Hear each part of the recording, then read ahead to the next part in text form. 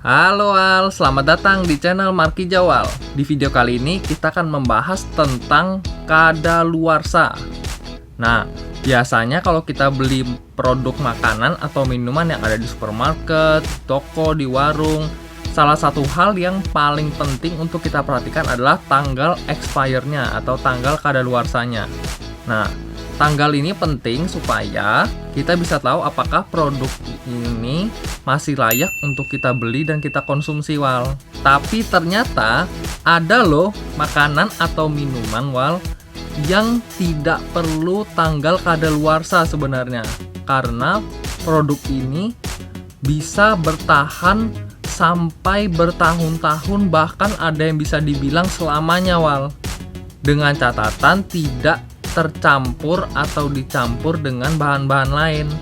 Nah, penasaran apa aja produk-produk itu? Langsung aja, mari kita mulai.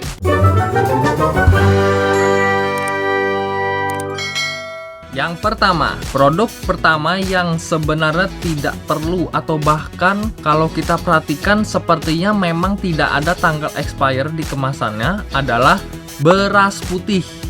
Nah, beras putih ini bisa tahan dalam jangka panjang bertahun-tahun jika disimpan dalam wadah atau tempat yang bebas dari oksigen dan ditempatkan di lokasi yang berada di bawah suhu 40 derajat Celcius, Wal. Beras putih ini bisa tahan diperkirakan sampai kurang lebih 30 tahun, Wal. Nah, tapi kan tidak mungkin ya kita, apalagi kita yang tinggal di Asia ini, menyetok beras putih sampai 30 tahun kemungkinannya sangat kecil, Wal. Bahkan sebagai penjual atau kita yang hobi makan nasi putih, tidak mungkin kita menyetok beras sampai 30 tahun kan, Wal.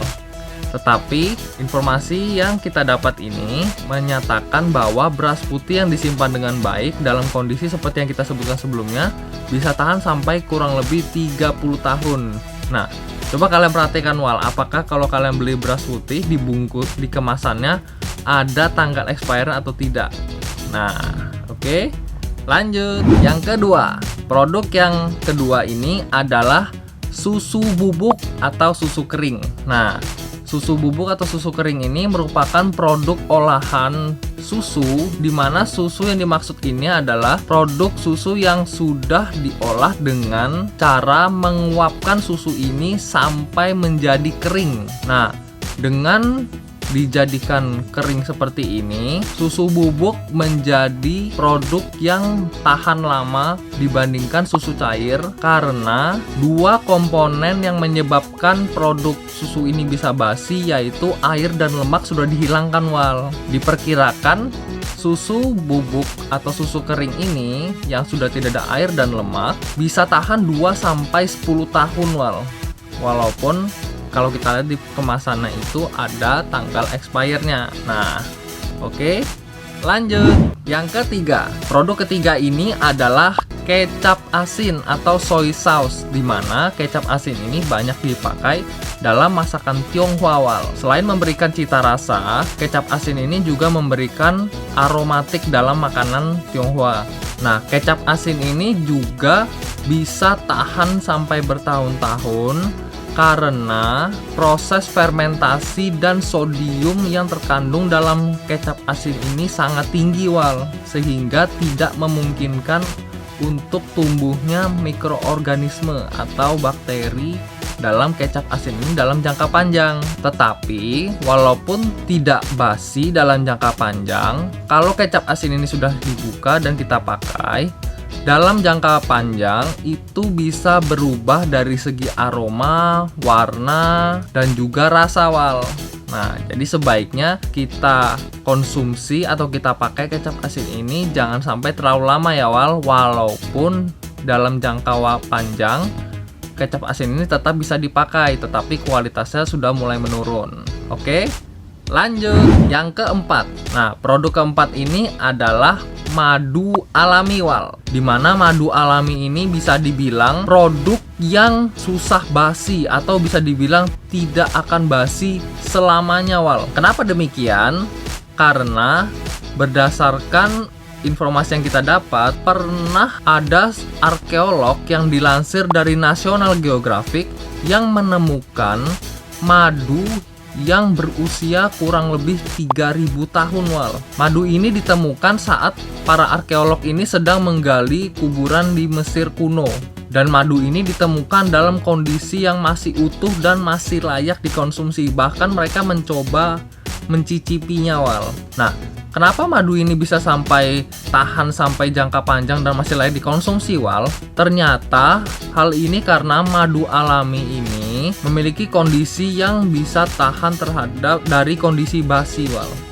Dimana madu ini diolah oleh lebah secara alami, di mana sari bunga bercampur dengan enzim yang ada di dalam tubuh lebah ini sehingga menghasilkan gula dengan tingkat asam yang sangat tinggi dan kelembapan yang sangat rendah.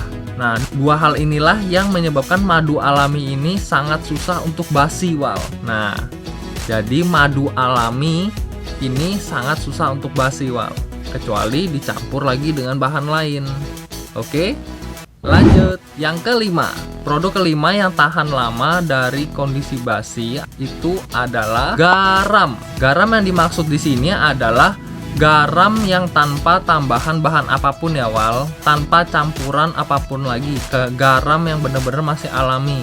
Dan garam ini selama disimpan di tempat yang tepat, misalnya di suhu yang tidak terlalu tinggi, ya standar-standar di suhu ruang begitu, dan kemasannya juga baik dikemasnya, maka garam ini bisa tahan sangat lama wal.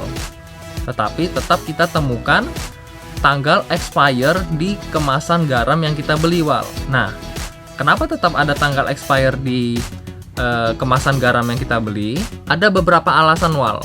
Dimana yang pertama, karena penjual dari garam, yaitu kebanyakan di toko-toko atau di supermarket itu, mereka keberatan menjual garam yang sudah dikemas ini apabila tidak ada tanggal kadaluarsanya wal. Nah, mungkin karena kita sebagai pembeli itu sudah terbiasa ya wal, kalau membeli produk-produk kemasan seperti itu pasti kita ekspektasinya ada tanggal kadaluarsanya, sehingga penjual lebih memilih tetap ada tanggal kadaluarsanya juga wal, supaya lebih mudah dalam menjualnya dan meyakinkan pembeli bahwa barang ini barang yang baik dan baru wal. Alasan kedua yaitu kemungkinan garam yang sudah dikemas ini tidak 100% garam alami, dimana semungkin sudah dicampur dengan zat-zat atau bahan-bahan lain wal, dimana kalau garam alami ini dicampur dengan bahan lain bisa mengurangi umur dari garam itu sendiri kurang lebih 5 tahun wal. Jadi kalau kita membeli garam yang sudah dikemas, kita harus melihat komposisi yang ada di balik kemasan itu ya wal, untuk supaya kita tahu apakah garam itu 100% alami atau ada campuran dengan bahan lain.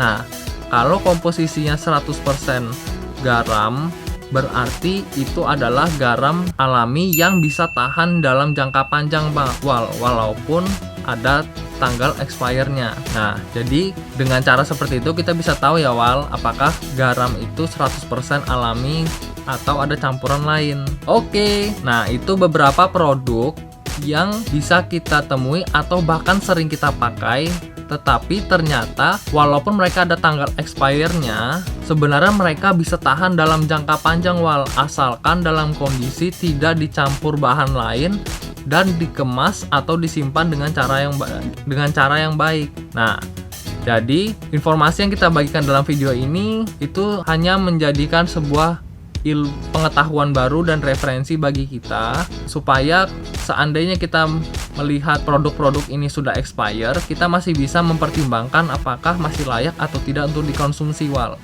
Nah, tetapi tetap sebaiknya untuk menjaga kesegaran dari makanan-makanan ini, sebaiknya kita mengkonsumsinya jangan sampai sudah terlalu lama produk ini wal. Walaupun memang berdasarkan informasi yang kita dapat dan kita bagikan, ternyata produk ini masih layak untuk dikonsumsi walaupun lewat dari tanggal expire-nya. Tetapi lebih baik kita konsumsi sebelum tanggal expire supaya mendapatkan kesegaran dari produk ini, Wal. Oke, sekian video kali ini. Jangan lupa klik like kalau kalian suka dengan video ini, komen juga di bawah topik-topik apa lagi yang ingin kalian bahas ya, Wal, di video-video selanjutnya, supaya channel ini bisa memberikan informasi yang lebih variatif lagi. Dan jangan lupa juga share sebanyak-banyaknya ke teman-teman kalian, supaya makin banyak orang yang bisa mendapatkan manfaat dari informasi yang kita bagikan di channel ini. Dan jangan lupa juga klik subscribe di bawah, supaya kalian gak ketinggalan informasi yang kita bagikan setiap minggunya. Sampai jumpa di video selanjutnya, Wal. Thank you all.